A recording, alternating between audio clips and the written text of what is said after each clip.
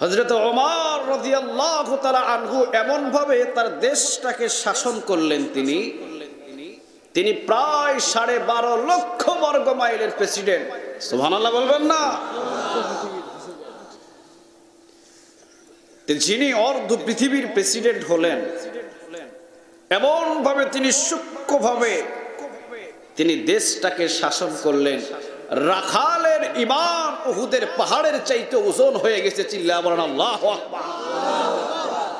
আমাদের সারা পৃথিবীর ঈমানদার অভাব নাই, কিন্তু হযরত ওমর রাদিয়াল্লাহু তাআলা আনহুর যুগে একটা রাখালের যে ঈমানের ওজন, এই ওজন আজ পর্যন্ত একটা মুফতি মুহাদ্দিসের হয় নাই, ঠিক কিনা?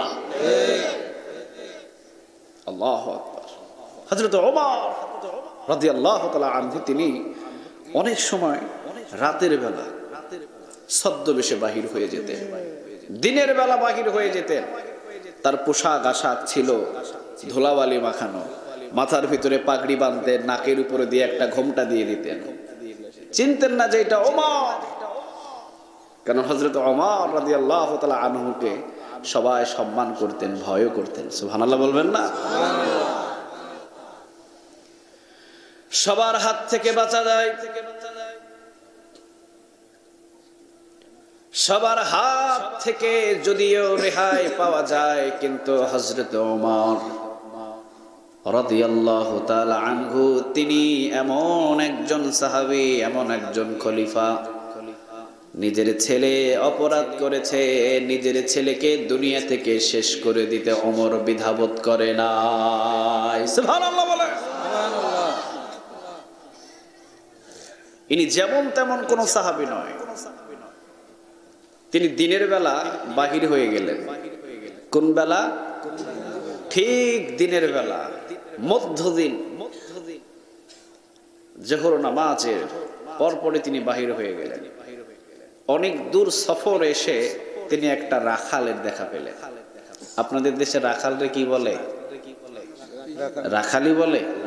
রাখালের কাজ কি? গরু ছাগল চড়ানো। তখন তো মেষ ছিল, ভেড়া ছাগল, এইগুলা দুম্বা। রাখাল বসে আছে আর অনেকগুলো মেষ, দুম্বা, ভেড়া এগুলা পাথরের চিপা চাপিতে। এটা হলেন সেই ওমর। তিনি রাখালের ইমাম টেস্ট করার জন্য গেলেন। কার ইমান মনে আছে আপনাদের? হ্যাঁ, তিনি চিনে নাই, রাখাল তাকে চিনে নাই। হযরত ওমর রাদিয়াল্লাহু তাআলা আনহু গিয়ে বললেন যে বাবা তুমি মাশাআল্লাহ সালাম তো দিলেনই, আগে সালাম দেওয়ার পরে বললেন যে তুমি কার চাকরি করো?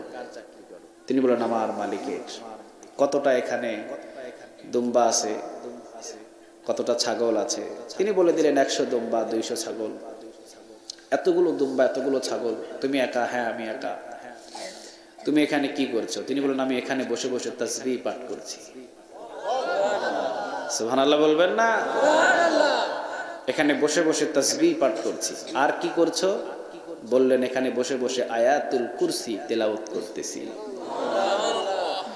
হযরত ওমর রাদিয়াল্লাহু তাআলা আনহু তিনি বললেন বাবা তাসবিহ পাঠ করছো ভালো কথা, কিন্তু আয়াতুল কুরসি কেন?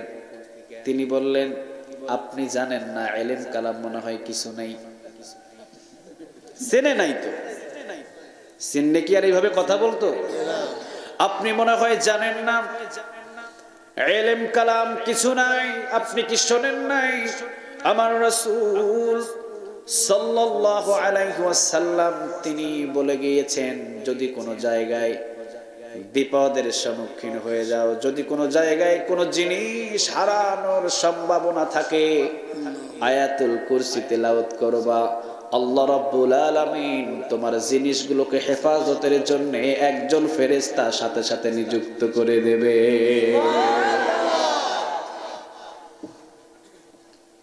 আজকে ওই আয়াতুল কুরসির একটু আলোচনা করতে চাইছিলাম আপনাদের সাথে। সময় দেয়া যাবে? সময় দেয়া যাবে? হযরত ওমর রাদিয়াল্লাহু তাআলা আনহু তিনি বললেন, বাবা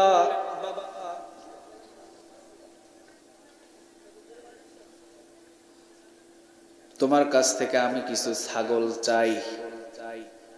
কি চাই? বাবা শোনো, তোমার তো 300 ছাগল দুম্বা মিলে আমারে এখান থেকে 10টা দিয়ে দাও, আমার 10টা দরকার। 10টা দিয়ে দিবা? কয়টা হবে না, আমার মালিকের কোনো আমানত আমি খেয়ানত করতে পারবো, আপনি চলে যান। তো ওমর রাদিয়াল্লাহু তাআলা আনহু কিছু দূর যাওয়ার পর আবার আসলো, কয় দেয়া যায় না, আবার ধমক দিয়ে পাঠিয়ে দিয়েছে। একটু পরে আবার এসেছে, তিনি বললেন, আপনি কি যাবেন? আপনি তো মানুষের ঈমান নষ্ট করার জন্য উঠে পড়ে লেগেছেন, আপনি তো ইবলিস, আপনি তো শয়তান।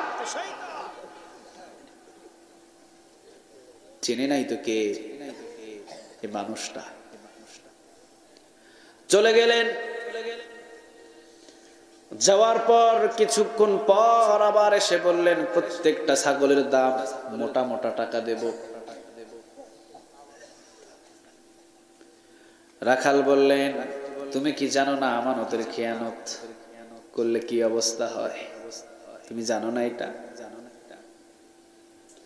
আর তুমি জানবেই বা কিভাবে? তুমি তো মানুষটা তেমন সুবিধা লাগতেছে না।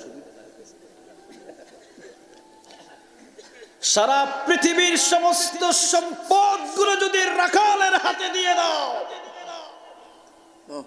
আমার চোখের সামনে থেকে একটা ছাগল বিক্রি হতে পারবে না, পারবে না, পারবে না। এই রাখালের ঈমান এত মজবুত কেন হলো? নিশ্চয়ই কারণ আছে না? কথা কন না কেন? নিশ্চয়ই কারণ আছে।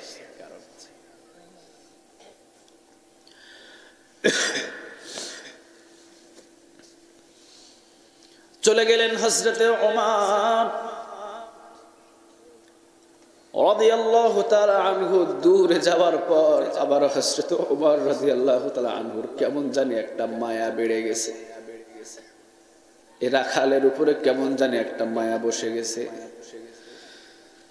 তৃতীয়বার আবার এসে বললেন, বাবা ছাগল তো আমার লাগবেই, তবে আমি যে তোমার কাছ থেকে 10টা ছাগল নেব তোমার মালিকরে জানাবো না, তোমার মালিকে জানবে না, গোপনেই টাকা দিয়ে দেব, তুমি টাকাটা নিয়ে নেবা, তোমার মালিকরে বলবা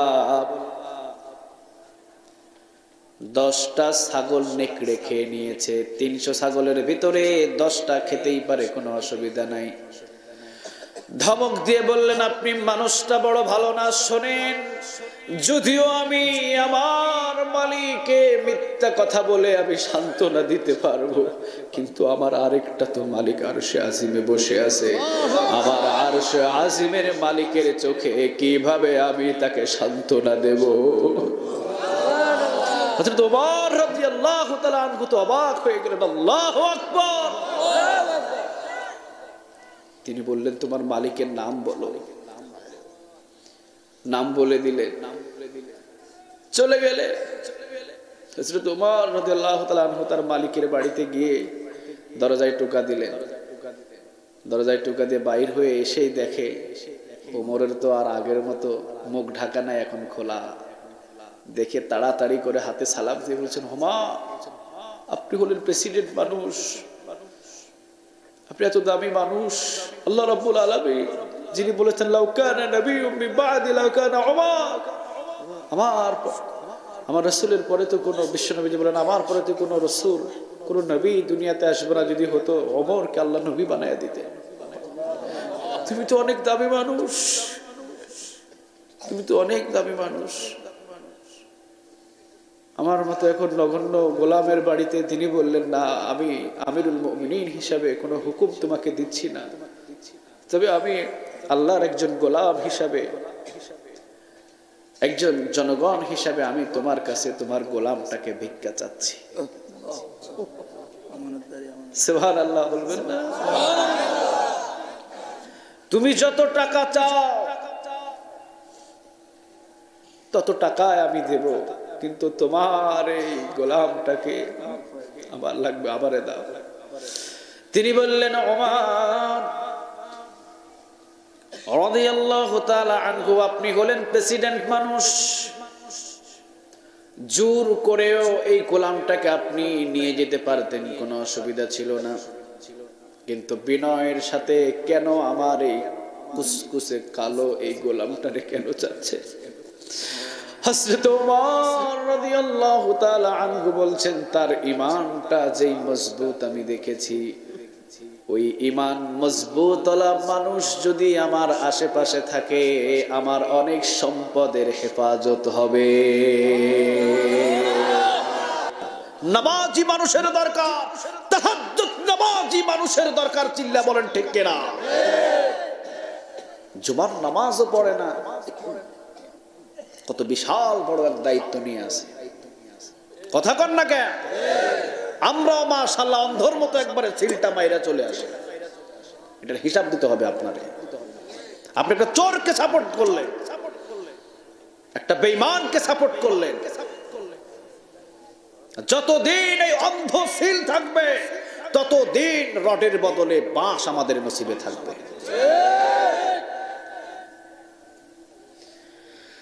হযরতে ওমর রাদিয়াল্লাহু তাআলা আনহু তিনি বললেন, যতই টাকা চাও আমি দিয়ে দিব। তিনি বললেন, আর কি কাজে তাকে ব্যবহার করবেন? ওমর রাদিয়াল্লাহু তাআলা আনহু বললেন, কিয়ামতের দিন যদি ওমরের আমল দিয়ে যদি কিয়ামতের দিন পার না পায়, সেই দিন আমি বলবো, আল্লাহ আপনার একজন ইমানদার গোলাম রে কিনে আজাদ করেছিলাম, ওইটার ওসিলায় ওমর রে মাফ করে দাও। হযরত ওমর রাদিয়াল্লাহু তাআলা আনহু মালিকরে প্রশ্ন করলেন, বলেন তো দেখি আপনার এই গোলাম কতদিন চাকরি করে? মালিকে বললেন, প্রায় 13 থেকে 14 বছর। তিনি বললেন, কোন দিন কি আপনার ছাগলগুলো হারিয়ে গেছে? মালিক বললেন, আজ পর্যন্ত চতুর্দিকে সব রাখালের সমস্ত ছাগলগুলো সমস্ত চুরি হয়, বাটপারি হয়ে যায়, নেকড়ে খেয়ে নেয়, কিন্তু আমার রাখাল একাই 300 ছাগল আর দুম্বা পাহারা দেয়। আজ পর্যন্ত কোনদিন একটা ছাগল একটা দুম্বা হারাই না। হযরত ওমর রাদিয়াল্লাহু তাআলা আনহু বললেন, তোমার রাখাল তো পাহারা দেয় না, প্রতিদিন আয়াতুল কুরসির তেলাওয়াতের ফেরেশতা তোমার এই সমস্ত ছাগলদেরকে পাহারা দেয়। সুবহানাল্লাহ, সুবহানাল্লাহ বাড়িতে গিয়ে বললেন। প্রশ্ন করলেন, তোমার এই রাখাল ঈমান এত মজবুত কেন? ওমর রাদিয়াল্লাহু তাআলা আনহুর হাত ধরে বললেন, ওমর আমি যদিও মালিক হতে পারি, যদিও আমি মালিক, কিন্তু আমার এই রাখাল যখন মুয়াজ্জিনের আযান কানের উপরে ভেসে আসে, পৃথিবীর সব কিছু ভুলে যায়। আমি যে তার মালিক আমারও ভুলে যায়। সে বলে, আপনি যদিও দুনিয়ার মালিক, আমার আসল মালিক হলো এখন আমার আল্লাহ। দৌড় দিয়ে সিজদায় পড়ে যায়, প্রতিদিন কোরআনটাকে মুখস্থ তেলাওয়াত করে। হযরত ওমর রাদিয়াল্লাহু তাআলা আনহু বললেন, ঈমানটা মজবুত হওয়ার কারণ হলো প্রতিদিন কোরআনটাকে তেলাওয়াত করা। সুবহানাল্লাহ বলবেন না? পয়েন্ট পেয়েছি আমরা এখান থেকে দুইটা, জোরে বলেন কয়টা? রাখালের ঈমান মজবুত হওয়ার প্রথম নম্বর কারণটাই হলো তেলাওয়াতে কোরআন। সুবহানাল্লাহ বলবেন না? তাহলে ঈমানটাকে মজবুত করতে হলে তেলাওয়াত করতে হবে কি? আওয়াজ দিতে হবে, তেলাওয়াত করতে হবে কি? কোরআন। আর আসেন দ্বিতীয় নম্বর, তার সমস্ত ছাগলগুলো পাহারাদার একটা হারালো না। এটা পাহারা দিলে নিজে কিন্তু আল্লাহর পক্ষ থেকে আয়াতুল কুরসি তেলাওয়াতের একজন নিযুক্ত ফেরেশতা। সুবহানাল্লাহ বলবেন না? আমরা বললাম আল্লাহ দিলেন আপনি হেফাজতের জন্য এত বিশাল একটা দায়িত্ব, আরো কিছু লাভ আছে নাকি? আল্লাহ রাব্বুল আলামিন বললেন, বান্দা আয়াতুল কুরসি যদি একবার তেলাওয়াত করিস আমি আল্লাহ রাব্বুল আলামিন 15 পারা কোরআন তেলাওয়াতের নেক জমা করে দেব।